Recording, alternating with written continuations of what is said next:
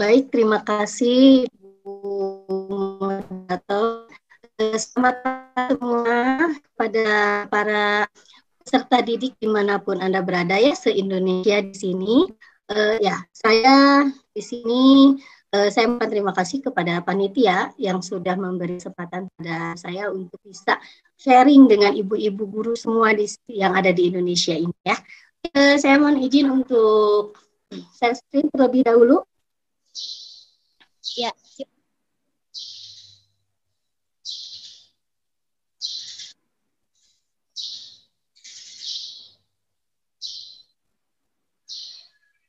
Sudah terlihat, Ibu?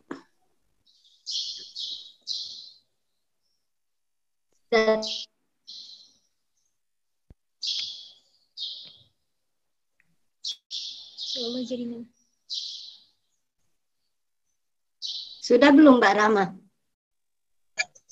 Sudah. Sudah terlihat, Bu. Ya, di sini menjelaskan teori belajar pembelajaran. Ini di sini saya sebagai dosen PKJ, namun juga saya sebetulnya basicnya tadi sudah dijelaskan di kepatutan prosedur. Jadi pendidikan dasar global dari SD, TP ke SD gitu ya. Tapi kalau untuk pun yang SMA sebetulnya bisa saja lebih memahami juga harus gitu ya, karena dalam suatu proses pembelajaran itu harus kita memahami apa yang harus kita pelajari dalam suatu teori belajar itu sendiri, karena kita nggak bisa mengajar dengan asal atau kalau dibilang dengan saka gitu ya, kalau Sundanya gitu ya, sepengennya saka inget, kalau Sundanya saka inget saka hayang de gimana kita sendiri. Karena yang namanya pembelajaran atau suatu belajar itu sendiri harus kita rencanakan, harus kita arahkan, di mana dalam suatu pembelajaran harus jelas arahnya begitu. Di sini saya teori belajar. Mungkin kalau untuk ibu-ibu yang sudah dulu kuliah gitu ya, guru di sini kita tinggal mengingat kembali gitu ya. Suaranya putus-putus, Bu. Kenapa, Pak? Suaranya agak putus-putus. Suaranya putus-putus, storing. Betul, Bu. Putus-putus suaranya. Sekarang sudah belum? Masih belum jelas kita. Storing. Oh, dikit lagi. Suaranya masih putus-putus, Bu.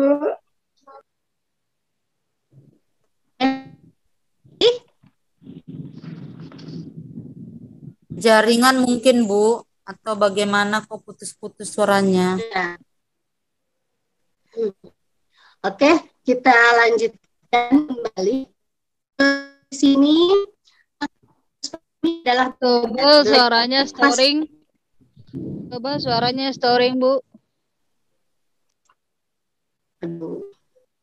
Matikan aja kameranya. Bentar. Biar jaringannya. Oke, sebentar saya. Bentar saya bentar ya. Belum jelas suaranya, Bu. Oke. Nah aja kameranya, Bu, biar sebentar. Lancar. Oke, dengar tidak sekarang? Storing suaranya double. Masih putus-putus, Bu. Oke, masih putus-putus. Di sini masih tidak? Suara siapa? Nggak nasi ngomong. Di sini masih suaranya putus-putus tidak? Sudah bagus, Ibu. Sudah bagus ya? Jelas, Bu. Oke, untuk sementara mungkin saya menutup dulu, takut sinyalnya ini ya. Yang penting suaranya. Hilang lagi. Oke. Sudah, Bu, ada, Bu. Kita lanjutkan. Solusi sudah bagus. Sudah bagus? Siap, sudah bagus. Oke. Ya, belajar belajar adalah tidak tahu menjadi tahu sebetulnya ya, di mana seseorang itu yang tidak tahu menjadi tahu. Kemudian di dalam suatu belajar itu harus ada pengalaman. Karena dengan pengalaman itu sendiri nanti akan berubah menjadi suatu perubahan. Ya, dari arah yang tidak baik jadi arah yang baik. Nah, di sini makanya belajar itu merupakan proses perubahan perilaku ke arah yang lebih baik yang didapatkan dari pengalaman dalam bentuk peningkatan kualitas dan kuantitas tingkah laku. Di mana belajar itu sebetulnya bisa dilakukan di mana saja, gitu ya.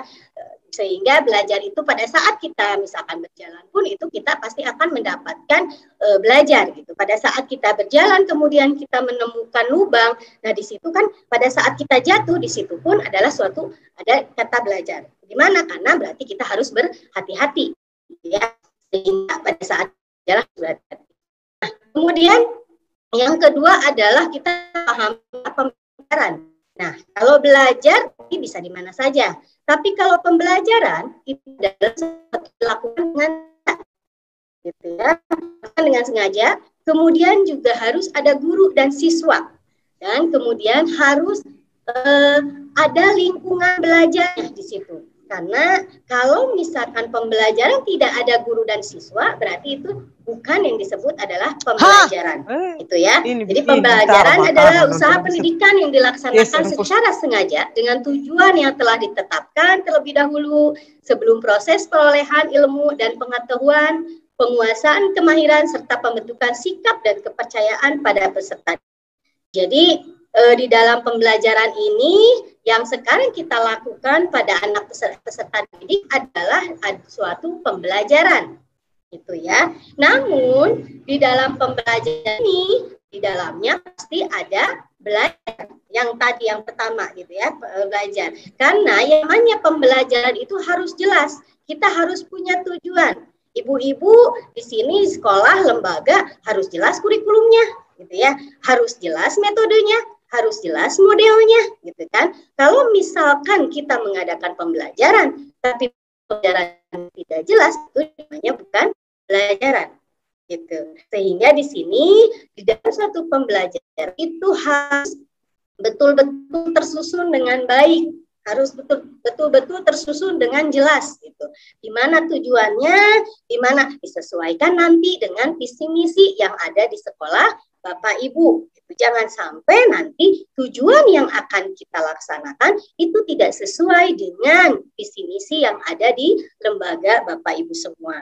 Gitu. Karena kenapa? Karena kalau misalkan kita nanti mengajar tanpa disesuaikan dengan visi misi, ya nanti kita kan di dalam visi misi itu pasti ada tujuannya, arahannya, gitu ya. Dan itu harus disesuaikan. Tapi bukan hanya dengan visi misi, berarti dengan undang-undang yang ada di Indonesia. Karena kita tinggal di Indonesia saat ini, gitu. Jadi sehingga keterkaitan semuanya, di mana yang namanya pembelajaran itu harus jelas dari berbagai macam tujuannya, kemudian di situ jelas ada gurunya, ada siswanya, lingkungan belajarnya. Karena yang namanya pembelajaran tidak bisa tanpa adanya lingkungan yang mendukung. Nah, lingkungan belajar yang mendukung seperti apa?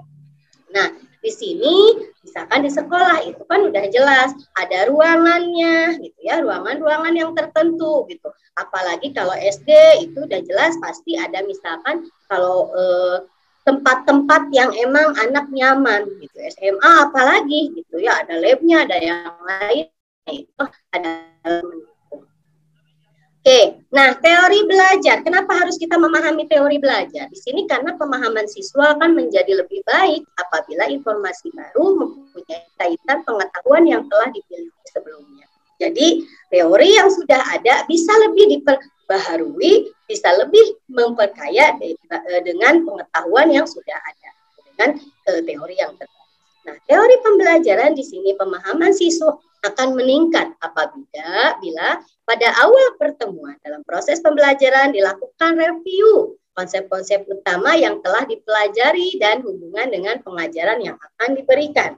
Sehingga Dengan teori pembelajaran ini, Ibu Bapak bisa lebih kepada memahami konsep yang akan diajarkan, bagaimana hubungannya dengan pengajaran yang akan diberikan. Udah pasti nanti berhubungan dengan apa kegiatannya yang akan Ibu Bapak lakukan, gitu ya. Sehingga dalam suatu proses pembelajaran itu harus jelas teori yang kita gunakan, begitu.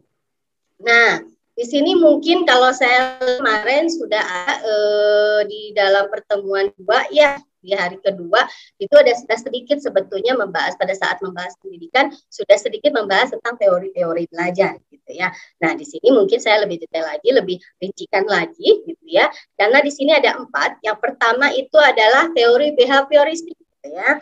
Kepada behavioristik, kemudian ada kognitif. Nah, kemarin juga ini saya nanti tidak akan terlalu menjelaskan secara detail teori kognitif karena kemarin sudah ada narasumber yang lain yang hari kedua itu sudah menjelaskan secara detail juga. Kemudian ada konstruktivis, kemudian ada humanistik. Nah, di sini di dalam teori ini sendiri, di dalam keempat ini sendiri ya, ini adalah pemahaman kita sebagai guru pada saat kita mengajar ya harus memahami. Oke, di sini teori belajar behavioristik di sini adalah perubahan perilaku seseorang yang dapat diamati, diukur, dan dapat dilihat secara konkret. Nah, di sini bedanya adalah ada stimulus, ya, ada rangsangan, gitu ya. Nah, kemudian ada respon. Nah, misalkan contohnya siswa belum dapat berhitung perkalian, walaupun ia sudah berusaha giat dan gurunya sudah mengajarkan pun, namun jika anak tersebut belum dapat mempraktekkan perhitungan perkalian, maka ia belum dianggap belajar karena ia belum dapat menunjukkan perubahan perilaku sebagai hasil belajar. Jadi di sini, tolong mohon maaf, Ibu bisa di-unmute. Ya, di sini kita harus bisa memahami bagaimana stimulusnya, gitu ya. Apa sih stimulus itu? Nah, stimulus adalah apa saja yang diberikan guru kepada siswa, misalnya daftar perkalian, alat peraga, pedoman, kalau ini contohnya ya, kerja atau cara-cara itu untuk membantu belajar siswa. Jadi stimulus itu adalah lebih kepada rangsangan di mana guru melakukan sesuatu hal yang sesuai dengan apa yang akan kita berikan, gitu ya. Kemudian respon adalah reaksi atau tanggapan siswa terhadap stimulus yang diberikan oleh guru, sehingga di situ dalam arti respon yang kita lakukan gitu ya, apa sih yang kita berikan stimulus sehingga terjadilah respon yang terjadi pada sendiri siswa tersebut gitu ya, di mana guru itu sendiri harus betul-betul memahami itu. Nah, di sini harus memahami ciri-ciri.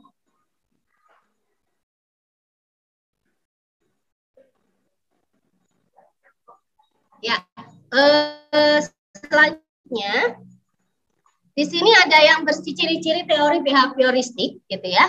Yang pertama itu harus memahami bersifat mekanistik. Nah, ini mekanistik ini lebih pada sifat dasar manusia, gitu ya. Perkembangan manusia sebagai serangkaian respon pasti dalam diramalkan oleh dirangsang. Sehingga mekanistik itu sendiri sudah tahu gitu ya dalam diri kita sendiri. Ya, pasti ada sifat itu sendiri karena ini berhubungan psikologis. Kemudian menekankan peranan lingkungan. Nah, ini dari ciri behavioristik lebih pada menekankan peranan lingkungan itu lingkungan di lingkungan yang dia belajar gitu, sehingga di situ lingkungan itu harus betul-betul mendukung dalam behavioristik ini. Rangsangannya seperti apa, kemudian berefek positif. Kemudian menekankan pentingnya, nah, harus sering latihan kalau di behavioristik karena yang namanya stimulus tanpa ada latihan tidak akan bisa terus, gitu ya. Kalau bisa dibilang bisa latih, gitu ya, karena pelan, gitu. Sehingga yang kita mau anak supaya bisa memahami yaitu harus perlu latihan. Kemudian mementingkan mekanisme hasil belajar. Nah, ciri-ciri behavioristik ini memang lebih kepada mementingkan belajar, ya. Tapi di dalam hanya lebih kepada hasil belajar, ya. Di sini lebih mementingkan kepada hasil yang memang dihasilkan oleh siswa. Ya, nah, oke, mungkin itu. Nah, kemudian itu itu sendiri ada beberapa yang ini kepada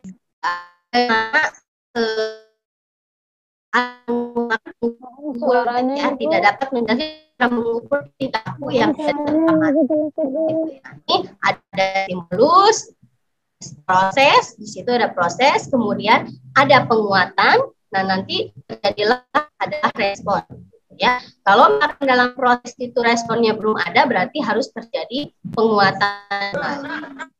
Ya, nah itu Torvik. Nah, kalau Watson di sini itu lebih kepada menekankan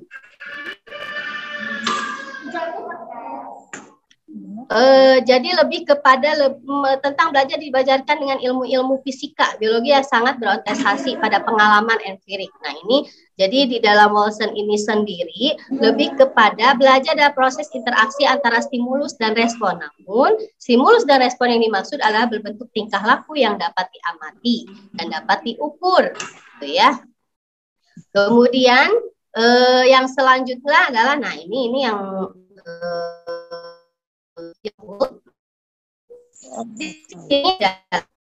lebih kepada bagaimana mengatakan bahwa kebutuhan biologis dan penguasaan kebutuhan biologis adalah penting posisi sentral dalam seluruh kehidupan manusia, sehingga belajar pun harus selalu dikaitkan dengan kebutuhan biologis, walaupun respon yang akan muncul mungkin dapat bermacam-macamnya.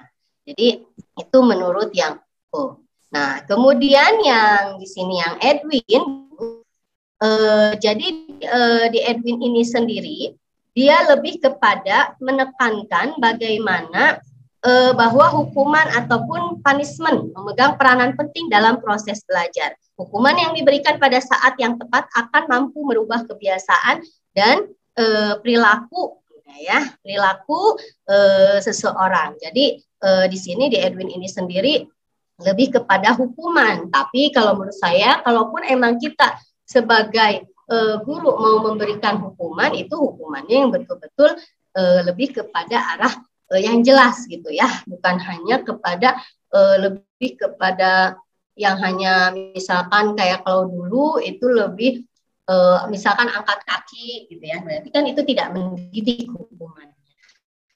Ya, nah kemudian selanjutnya itu adalah Skinner yang terakhir. Nah, ini hubungan antara stimulus dan respon yang terjadi melalui interaksi dalam lingkungan akan menimbulkan perubahan tingkah laku. Jadi, bagaimana lingkungan itu sendiri akan bisa mempengaruhi kepada stimulus dan respon yang ada perubahan. Karena perubahan itu jadi karena dari lingkungannya sendiri, ya. Kemudian yang kedua adalah teori kognitif. Nah, teori kognitif ini sendiri lebih kepada merupakan pembelajaran yang lebih menekankan ya pada pengetahuan dan pengalaman yang dimiliki.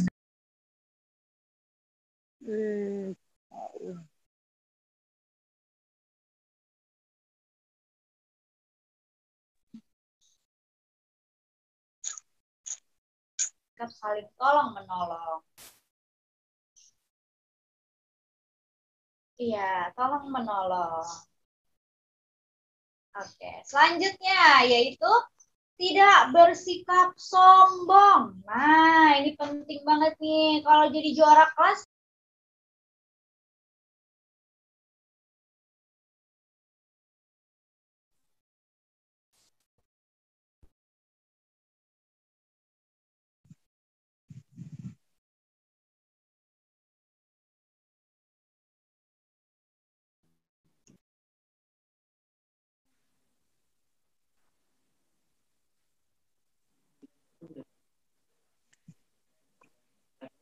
ya, mohon maaf saya terpental kayaknya. Ya, kita lanjutkan.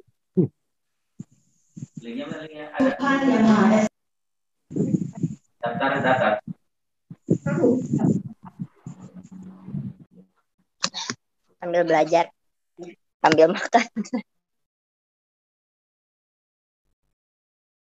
Oke, kita lanjutkan di sini, yaitu tahap teori belajar ahli, yaitu yang pertama tahap perkembangan yang sudah saya sebut bahwa ini kepada tahap perkembangan kognitif gitu ya. Di situ ada 4 tahap yang kemarin sudah dibahas, sensori motor, operasional dan operasional. Nah ini di tahap perkembangan kognitif ini sendiri sebetulnya kalau untuk anak PAUD atau dan SD itu ada di sensori motor dan operasi. Dan Brunner di sini berhubungan dengan free learning. Nah ini belajar tergabung dengan siswa sendiri dan terhadap kurikulum yang saling terintegrasi dan tidak mempunyai kaitan sama lain, belajar harus bersifat aktif, langsung terlibat. Nah ini lebih kepada discover learning gitu ya. Nah ini pengalamannya. Nah kemudian belajar asosiatif ini di sini khusus nih ya, anggap aja ini lebih kepada bagaimana pelajaran kita sebagai anggap aja kita pada bersifat pengembangan gitu, belajar menghafal, asosiasi belajar menghafal. Ada itu orang siswa diarahkan. Ada seorang anak namanya Tony, dia itu mengambil makanannya banyak banget nih, tapi ternyata dia itu tidak bisa menghabiskan makanan yang diambilnya. Nah, menurut kalian apakah sikap Tony ini menunjukkan pengamalan sila Pancasila? Iya atau tidak? Iya atau tidak? Tidak. Oke, kalau tidak, Miss mau tanya alasannya dari Kanon. Kanon.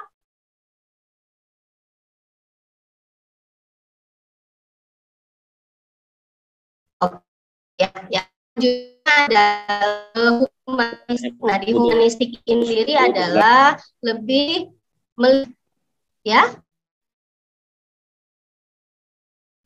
Oke, humanistik melihat keseimbangan kepribadian manusia pada berfokus pada kenormalan sakit. Ini lebih berdekatan, lebih bagaimana manusia untuk melakukan hal-hal yang positif. Kemampuan tindak ini disebut sebagai motivasi. Iya.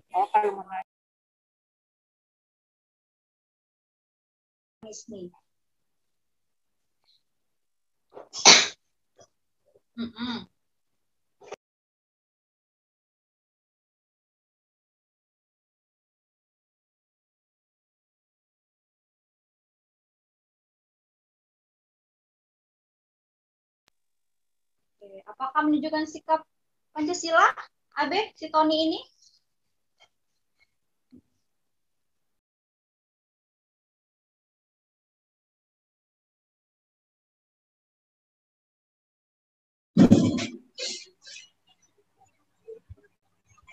Mohon maaf, ini kayaknya lagi tidak stabil.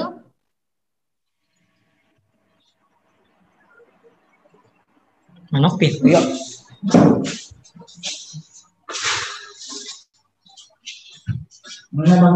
Ya, kita lanjutkan. Humanistik lebih melihat si perkembangan kepribadian manusia dari berfokus pada ketidaknormalan atau sakit. Pendekatan ini melihat kejadian setelah sakit, maksudnya setelah ada permasalahan di situ ya. Kemudian dia sembuh dan manusia itu sendiri lebih kepada bertindak positif. Nah, di sini manusia dan para pendidik yang beraliran humanistik biasanya memfokuskan pengajaran pada pembangunan kemampuan positif. Nah, di sini di teori belajar humanistik betul-betul lebih berhubungan dengan psikologi perkembangan, sehingga kita sebagai harus apabila kita tidak memahami bagaimana pertumbuhan dan perkembangan peserta didik, kita tidak bisa memberikan suatu pembelajaran yang sesuai dengan sifat dari peserta didik kita ajar gitu ya, sehingga bisa kita harus betul-betul memahami. Nah, kemudian yang selanjutnya Karena apa? Mubazir. Oke, Ryan. Terima kasih. Oke, jadi benar ya. Jawabannya itu adalah sikap Tony tidak menunjukkan pengamalan sila Pancasila. Kenapa? Yaitu tadi ya, karena Tony ini tidak menunjukkan sikap rasa bersyukur ya.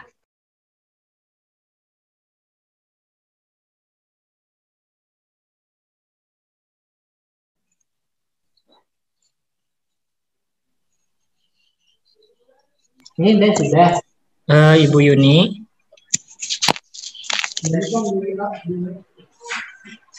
Halo Ibu Yuni.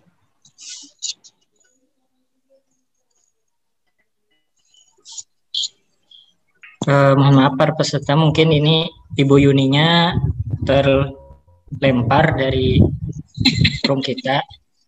Mungkin jaringan Ibu di sana kurang bagus. Iya, terlempar. Iya Bu. Ibu Yuni bisa dengar saya Bu dari Ya, admin. iya. Mohon maaf, ini Bu, sinyalnya lagi tidak bersahabat. kalau kami bantu share screen-nya gimana Bu? Mungkin Boleh. karena Ibu juga sambil share screen, jadi agak lagging. Boleh Mas. Iya dong, coba. Oh, sebentar Ibu. Suaranya. Lalu banyak suara yang masuk gitu.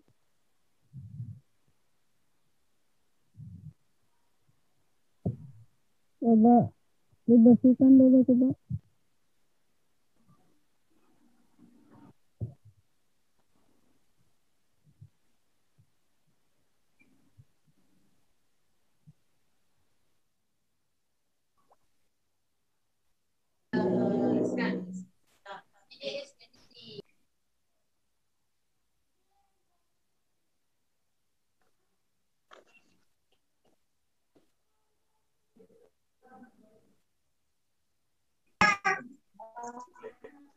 Soalnya gampang.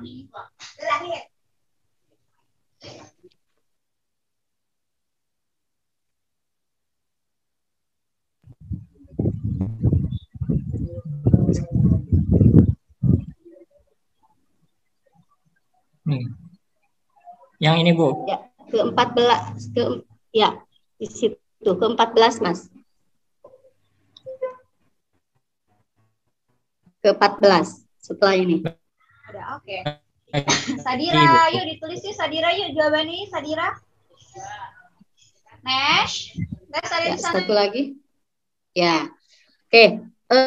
Aliran humanistik ini sendiri bisa disebut adalah belajar 4 tahap, karena di dalam aliran humanistik ini sendiri, di DOKOP ini sendiri ada 4. Yang pertama adalah tahap pengalaman konkret. Di sini di tahap pengalaman konkret ini sendiri, siswa tahap paling awal dalam peristiwa belajar adalah seorang mampu dapat mengalami suatu peristiwa atau suatu kejadian sebagaimana dapat melihat dan merasakan. Ini dapat menciptakan peristiwa tersebut. Jadi si siswa itu sendiri mengalami pengalaman. Yang kedua ada yang tahapnya pengamatan aktif dan relektif. Dan di sini lebih kepada bahwa seorang makin lama akan semakin mampu melakukan observasi secara aktif terhadap peristiwa yang dialami. Ia mulai berupaya untuk mencari jawaban dan memikirkan kejadian tersebut. Kemudian ia melakukan refleksi terhadap peristiwa yang dialaminya dengan mengembangkan pertanyaan-pertanyaannya itu sendiri. Kemudian yang ketiga di tahap ini adalah tahap konseptualisasi. Nah ini ya masih di David ya. Nah tahap ketiga ini seorang sudah mulai berupaya untuk membuat abstraksi. Nah ya, kemudian mengembangkan suatu teori, konsep dan hukum dan prosedur tentang suatu yang menjadi objek perhatian. Nah di sini berpikir induktif ya banyak dilakukan untuk merumuskan suatu aturan umum dan direlasiasi dari berbagai contoh peristiwa yang mereka alami.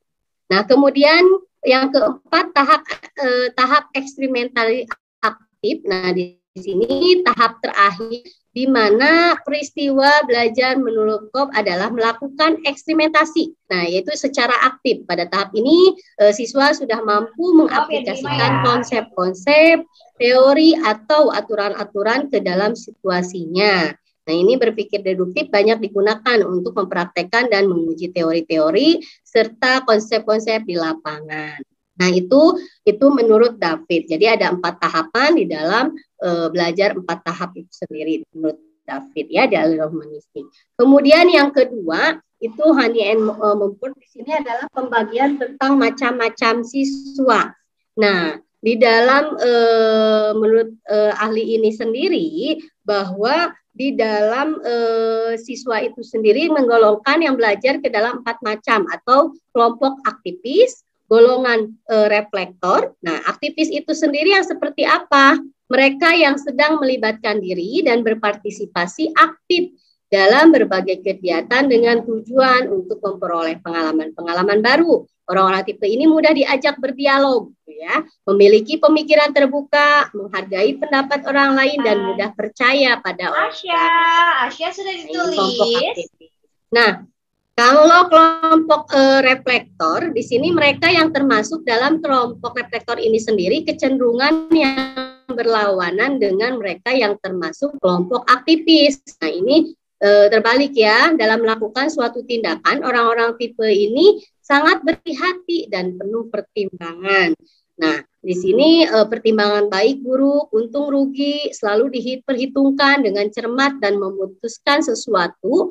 Orang-orang demikian tidak mudah dipengaruhi sehingga mereka cenderung bersifat kompak. Ini sebetulnya kalau kita lihat ada semua pada siswa kita ya. Kemudian ada kelompok teoris. Nah, di sini mereka memiliki kecenderungan yang sangat kritis, suka menganalisis, selalu berpikir rasional dengan menggunakan penalarannya. Segala sesuatu sering dikembalikan kepada teori dan konsep-konsep atau hukum. Nah, mereka tidak menyukai pendapat atau penilaian yang sifatnya subjektif. Jadi lebih melakukan atau memutuskan sesuatu, kelompok ini lebih penuh dengan pertimbangan, sangat skeptis dan tidak menyukai hal-hal yang bersifat spekulatif. Nah, kemudian di kelompok yang terakhir yang bertanya ini sendiri adalah kelompok pragmatis. Nah, ini pragmatis ini memiliki sifat yang praktis, tidak suka berpanjang lebar dan teori-teori, dalil-dalil dan sebagainya. Kemudian mereka yang aspek praktis sesuai nyata dilaksanakan.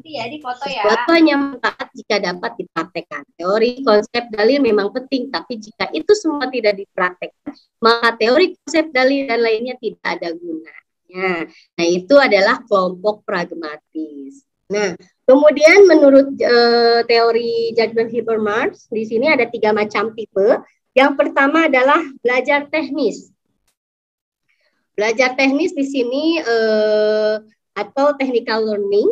Nah, di sini dimaksudnya adalah belajar bagaimana seorang dapat berinteraksi dengan lingkungan alamnya secara benar, pengetahuan dan keterampilan apa yang dibutuhkan dan perlu dipelajari agar mereka dapat menguasai dan mengelola lingkungan alam sekitar dengan baik. Kemudian ada juga yang belajar praktis. Nah, di sini praktis ini belajar belajar seorang dapat berinteraksi dengan lingkungan sekitar, lingkungan sosial, dengan orang-orang yang sekelilingi dengan baik. Nah, ini belajar praktis. Kemudian belajar emansipatoris. Nah, di sini lebih kepada menekankan upaya agar seseorang mencapai suatu pemahaman dan kesadaran yang tinggi akan dengan pengertian demikian maka dibutuhkan pengetahuan dan keterampilan serta sikap yang benar untuk mendukung kepada proses pembelajaran sesuai dengan perubahan transformasi budaya dan lingkungan sosialnya. Nah, itu menurut John Habermas. Nah, ini yang selanjutnya adalah yang Bloom ya. Nah, ini mungkin kalau ini saya rasa di sekolah sudah sering kita lakukan ya, karena berhubungan yang namanya Bloom ini sendiri banyak teori yang emang di sana mengajari bagaimana harus bisa memahami gitu ya, berhasil memberikan inspirasi kepada banyak pakar pendidik nih Bloom ini. Nah, ini berpikir taksonomi Bloom ini mulailah para praktisi dapat merancang program-program pembelajaran. Nah, di sini ada 3 domain yang di dalam Bloom ini sendiri. Yang pertama, boleh lanjut, Mas. Nah, ini ada domain kognitif, Ya, ini yang pertama adalah lebih kepada pengetahuan, bagaimana kita mengingat, menghafal gitu ya. Kemudian ada komprehensif, bagaimana pemahaman, menginterpretasi gitu ya. Kemudian bagaimana aplikasinya menggunakan konsep untuk memecahkan masalah. Ini ada tahapan-tahapannya. Kemudian nanti ada tahapan analisis, menjabar suatu konsep. Kemudian ada tahap sintetis di sini menggabungkan bagian-bagian konsep menjadi suatu konsep utuh. Kemudian nanti ada tahap terakhir, ada evaluasi, membanding nilai, ide, metode. Nah, ini biasanya pada saat kita mau menguji suatu hasil belajar ya pada pendidik, pada peserta didik, biasanya kita akan bagaimana membuat soal disesuaikan dengan tahapan ini, gitu ya. Biasanya kita di dalam membuat soal itu harus disesuaikan dengan ini. Disesuaikan juga dengan siswanya tersebut. Kalau misalkan SD kelas 3 ya berarti ada tahap mana nih sekiranya kayak gitu ya. Kita nggak bisa memberikan soal yang susah gitu, padahal mereka tidak. Kemudian yang selanjutnya adalah domain psikomotor. Nah, karena di kita itu ada 3 domain ya, domain kognitif, afektif, dan psikomotor. Jadi di dalam hasil belajar itu sendiri kan ada 3. Bagaimana kita mengevaluasi hasil dari kognitif itu sendiri, berarti pengukurannya bisa dilakukan dengan ini, domain kognitif. Kemudian kalau psikomotor bisa lanjut.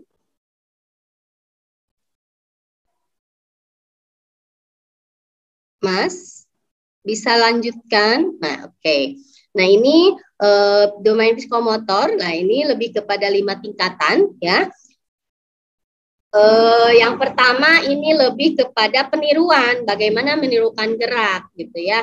Dalam pada saat kita mengembangkan psikomotor anak itu sendiri, kita nggak bisa langsung gitu ya. Kita harus mengetahui juga bagaimana tahapan-tahapan ini. Nah, bagi guru-guru harus bisa memahami tahapan ini gitu. Jangan sampai kita langsung kepada tahapan yang tinggi gitu ya. Nah, di sini yang pertama adalah peniruan, menirukan gerak. Kemudian yang kedua adalah menggunakan konsep untuk melakukan gerak itu sendiri. Kemudian yang ketiga ketepatan, melakukan gerak dengan benar. Kemudian ada yang keempat perangkaian, melakukan beberapa gerakan sekaligus dengan benar. Dan yang kelima adalah naturalisasi, melakukan gerak secara wajar. Jadi kalau naturalisasi ini tidak ada paksaan gitu ya, sehingga siswa itu sendiri betul-betul sudah melakukan dengan apa yang mereka sudah pahami gitu. Nah, itu adalah domain psikomotor. Nah, kemudian yang selanjutnya adalah domain afektif, gitu ya. Nah, domain afektif ini sendiri bisa lanjut. Ada beberapa tahapan juga, ada 5 tahapan. Mas, bisa lanjut.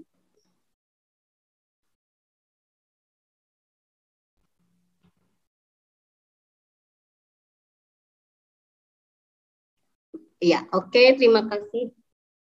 Ya, baik. Selanjutnya di sini di dalam tahapan domain afektif ini sendiri, kita harus juga memahami 5 tahapan ini. Yang pertama di sini yang paling rendah tahapannya adalah pengenalan, gitu ya. Ingin menerima, sadar akan adanya sesuatu, kemudian nanti dia merespon, aktif, berpartisipasi, gitu ya. Kemudian ada suatu penghargaan, menerima nilai-nilai, setia kepada nilai-nilai tertentu gitu ya. Kemudian di sini yang selanjutnya adalah pengorganisasian. Nah, di pengorganisasian menghubungkan nilai-nilai yang dipercayai gitu ya, dipercayainya. Nah, yang selanjutnya yang terakhir adalah pengamalan. Nah, ini menjadikan nilai-nilai sebagai bagian dari pola hidupnya, sehingga domain afektif ini sendiri kita pada saat mengajari tadi karena kalau Bloom ini sendiri, taksonomi Bloom ini sendiri emang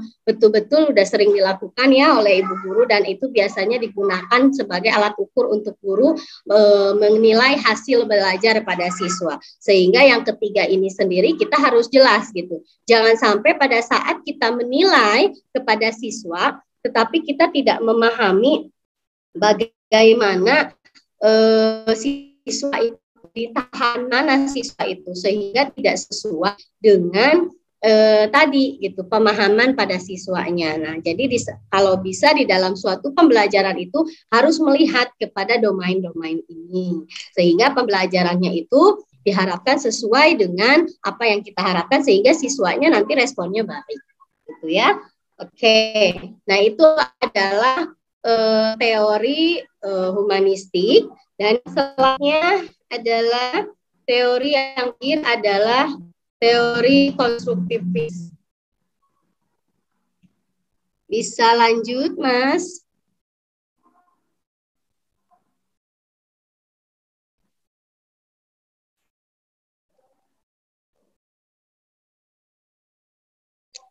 Pak moderator atau Ibu ya?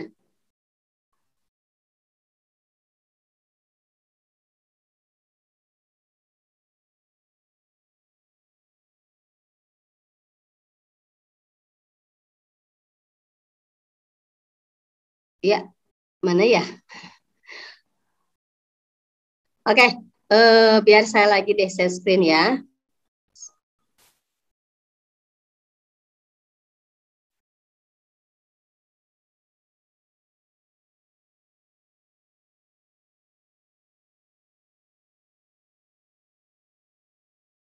Ya, teori yang terakhir adalah teori konstruktivis. Ini mempercayai bahwa seseorang mampu mencarai sendiri masalah, menyusun sendiri pengetahuannya melalui kemampuan berpikir dan tantangan yang dihadapinya, menyaksikan dan membuat konsep mengenai pengalaman realistik dan teori dalam suatu pengetahuan. Jadi konstruktivisme ini lebih kepada membangun ya, sehingga pengetahuannya gitu. Siswa itu sendiri sebetulnya udah punya skill, sudah punya bakat di situ ya. Tinggal kembangkan bagaimana pengetahuan yang ada pada diri siswa tersebut, kemampuan berpikirnya. Nah, di sini ada 3 tokoh teori konstruktivisme. Di sini yang pertama John Dewey. Di sini belajar tergantung pada pengalaman dan minat siswa sendiri dan topik.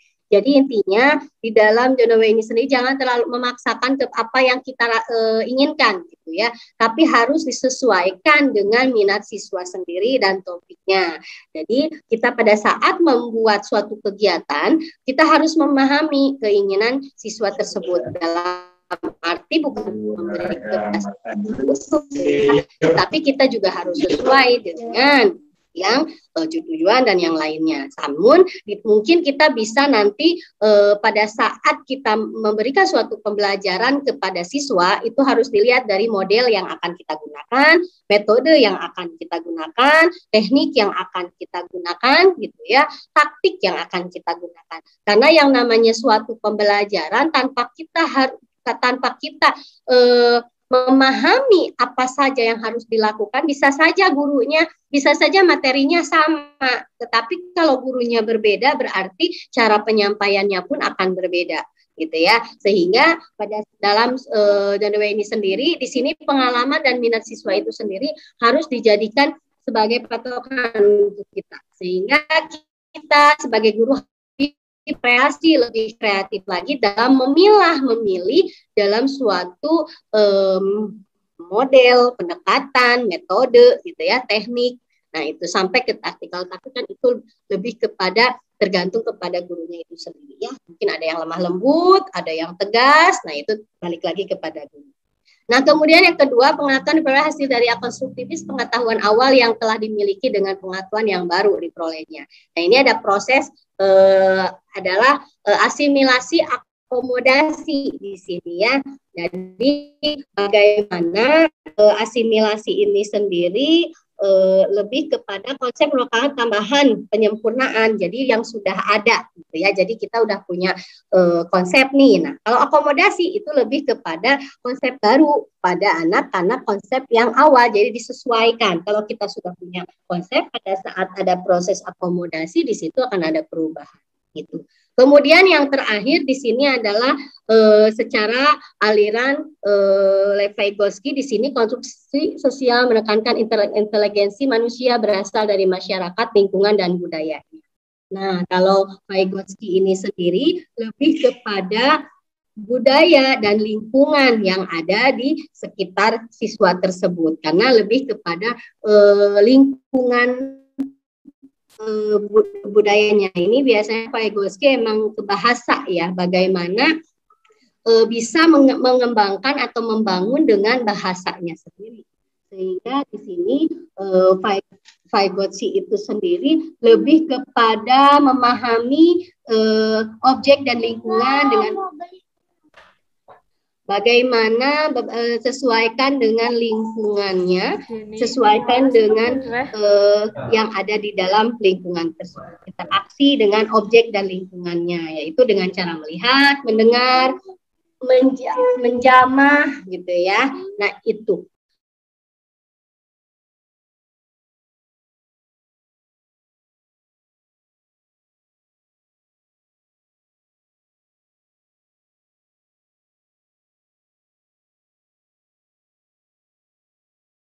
Mungkin itu yang sudah saya jelaskan. Terima kasih kepada